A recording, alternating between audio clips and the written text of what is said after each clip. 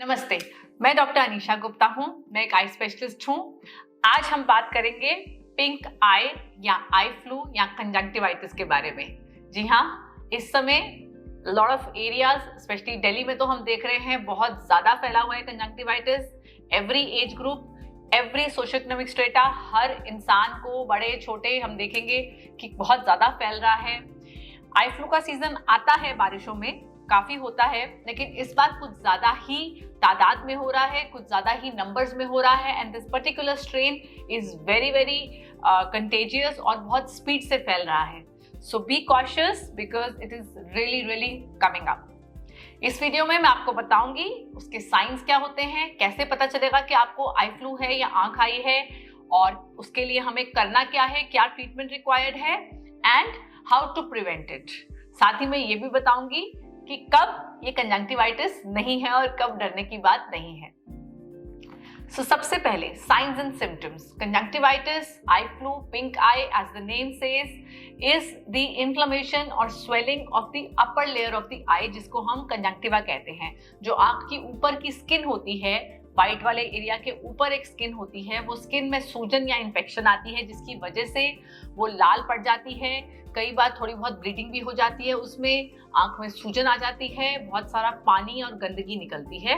It is very very very uncomfortable situation. बहुत ज्यादा foreign body sensation, आंख में रड़क रहती है और एक अनईजीनेस और पेन रहती है।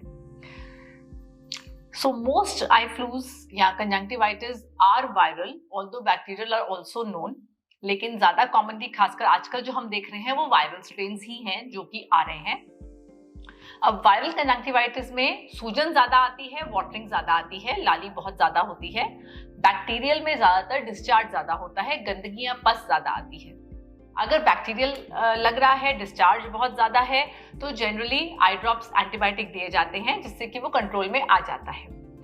वायरल जो ज्यादा कॉमन होता है, जो आजकल चल भी रहा है, दैट नॉर्मली उसकी कोई हमें दवाइयां नहीं देनी होती हैं as such to treat the disease, because एक बार वो आ गया तो आ गया। It will take its own due course, its own time of 5 to 7 days। उस दौरान सूजन बढ़ेगी भी, फिर धीरे धीरे उतरेगी भी, लेकिन कोई दवाई ऐसी नहीं है कि हम खिलाएं या दें और वो 24 घंटे में या 48 आवर्स में आपको ठीक कर दे, because antivirals have no role in viral conjunctivitis. जो भी दवाइयां आपको दी जाती हैं उसके दो पर्पस होते हैं। एक, टू मेक यू कंफर्टेबल, आपके सिम्टम्स थोड़े से कम हो जाए, एंड सेकेंडरी बैक्टीरियल इन्फेक्शन ना हो, उसके लिए एंटीबायोटिक कवर दिया जाता है। कुछ दिनों के बाद, आफ्टर 3-4 days, अगर सूजन बहुत ज्यादा होती है और कम नहीं हो रही होती है, तो कई बार हम लोग सूजन की दवाई भी स्टार्ट करते हैं ताकि लॉन्ग टर्म डैमेज आंख में कम रहे। So it will depend upon your doctor कि वो क्या रिजीम फॉलो कर रहे हैं आपकी आंख के लिए। लेकिन कोई भी दवाई ऐसी नहीं है कि जादू करके 2 दिन में उसको ठीक कर दे। It is going to have its own due course. In the meanwhile आप क्या कर सकते हैं, अगर आप पेशेंट हैं, उसको बढ़ने से रोकें, उसको बिगड़ने से रोकें, उसको स्प्रेड होने से रोकें परिवार में, बिकॉज पूरी फैमिलीज को हो जाता है। बच्चों को स्कूल नहीं भेजें अगर थोड़ा सा भी डाउट लग रहा है, बिकॉज बच्चे तो बिल्कुल भी ध्यान नहीं रखते हैं हाइजीन का, and it spreads very fast. घर में भी ध्यान रखें कि और लोगों को नहीं फैले। साइंस एंड सिम्टम्स में आपको रेडनेस और डिस्चार्ज, जैसे मैंने बताया, बहुत ज्यादा होगा, पेन बहुत ज्यादा होगा। लेकिन अगर सिर्फ पेन हो रहा है तो घबराइए नहीं, it is not conjunctivitis, it is associated with some form of redness. Primary symptom आपका लाली ही होगी, आंख में रेडनेस होनी जरूरी है। अगर रेडनेस नहीं है, सिर्फ पानी निकल रहा है या सिर्फ जो है दर्द महसूस हो रही है, then it is probably not conjunctivitis. Preventive कि मुझे ना हो, मेरे घर में किसी को हो रखा है, उसकी भी कोई दवाई नहीं होती है। आप पहले से कोई आई ड्रॉप नहीं डाल सकते हैं कि मुझे ना हो, उसने आना है तो आ ही जाना है। प्रिवेंट करने के लिए क्या कर सकते हैं, जैसा मैंने बताया, सबसे इंपॉर्टेंट है हैंड हाइजीन। मतलब ये कि आपको हाथ अपने बार बार धोने हैं और आंखों को नहीं छूना है। The mode of infection is generally droplet infection, जिसमें जो है, जिस मरीज को हो रखी है उसने अपना रुमाल या आंख को रगड़ा और जगह जगह हाथ लगाया, फिर किसी और ने आके उसी जगह पर हाथ लगाया तो वो कीटाणु उसके हाथ पे ट्रांसफर हो गए, और फिर उसने उसी गंदे हाथ से अपनी आंख को मला तो वो इन्फेक्शन आंख में ट्रांसफर हो गई। सो ये जो पूरा साइकिल है, इसको कहीं भी ब्रेक कर दें। जैसे जो मरीज है वो आंख को ना छुए, या छुए तो उसी टाइम हाथ धो ले।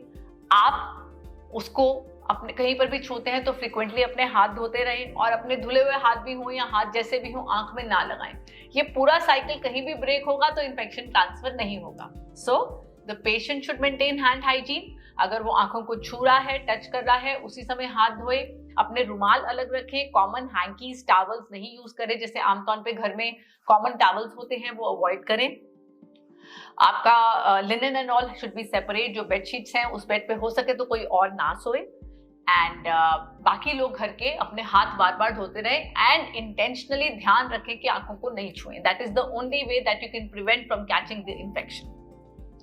सो don't worry, it's more or less a self limiting disease. धीरे धीरे ठीक हो ही जाते हैं सब, बट हाँ वो एक हफ्ते की परेशानी होती है जिसमें आई ड्रॉप से हम आपको कंफर्टेबल करते हैं। जरूरत लगे तो कुछ पेन किलर्स खाने के भी ले सकते हैं आप। अगर बहुत ज्यादा पेन या डिस्कम्फर्ट या स्वेलिंग है, it will help you get better also और थोड़ा कंफर्ट भी देगा। पर सबसे इम्पॉर्टेंट है प्रिवेंशन। तो जरूर अपने हाथों का ध्यान रखें, हैंड हाइजीन का ध्यान रखें। Take care.